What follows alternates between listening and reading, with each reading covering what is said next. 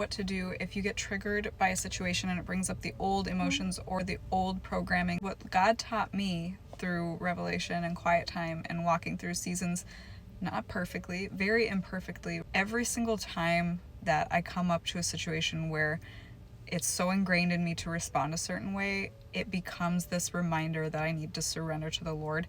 And it's kind of like temptation. It's a different version of temptation, and that is our emotional regulation. God cares about that. That matters because Satan can get a hold of us, influence our emotions. And I think this is one of the most powerful stumbling blocks that many Christians don't really realize that they're under the power of, because it's psychology, it's our subconscious, it's our programming. Many times it's our culture, how we were raised. So many factors go into why we respond the way that we respond and why we feel the way we do. It's shaped by so many things.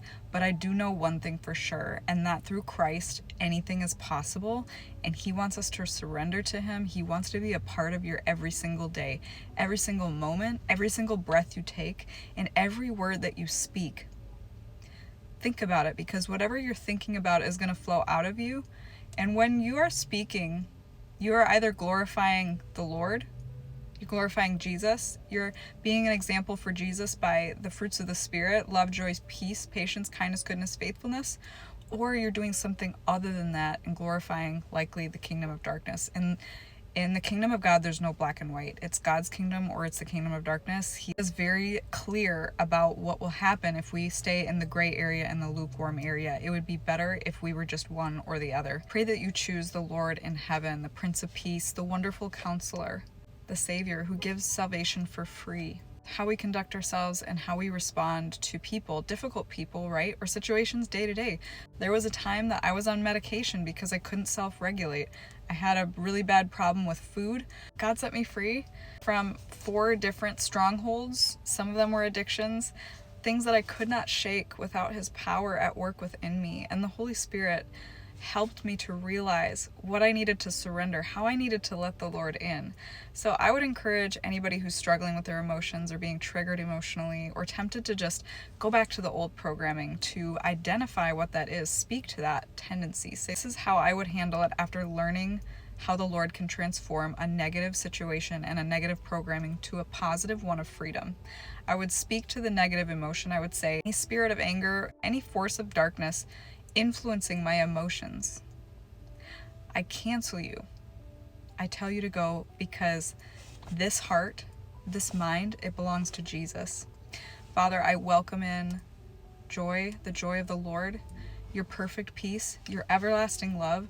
Lord, help me to embody those and reflect those in my daily action. The opposite of anxiety, whatever you want to describe that as, whatever that means to you, there's so much of that thing when you live and surrender to Jesus Christ, when you stay connected to the vine. Anybody who's struggling with this emotion, emotional regulation, emotions that are overpowering and just reaction, and you know you want to be better, you know you want to be better for Christ and because of Jesus, I want to pray for you. Heavenly Father, every single person on the other end of this video watching, Father, I lift them up. You know each and every one of their stumbling blocks and issues where they have tripwires. The enemy has placed tripwires. We just cut all those tripwires that have been placed in the spirit to cause them to trip and fall. We understand that the enemy is crafty, but you have the victory. We always have the 100% victory in Christ Jesus. Thank you, Lord, for your transformation. I ask that you send your Holy Spirit to every single person. Give them the peace of Jesus Christ of Nazareth. Help them to feel the difference. Remind them day in and day out that you are for them.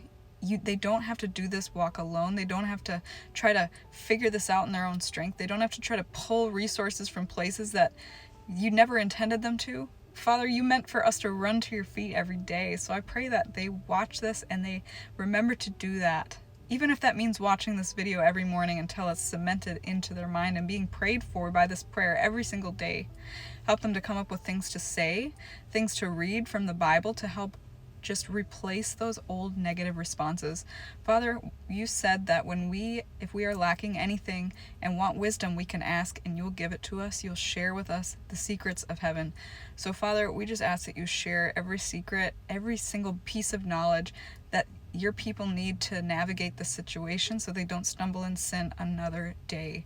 Thank you, Lord Jesus, for your love for us. In Jesus' mighty name, amen. I encourage you to follow and subscribe so you can stick around and stay connected to a community who loves the Lord, who is just learning so much about how He's interacting with us and a part of our everyday life. And I will see you guys in the next one. Bye.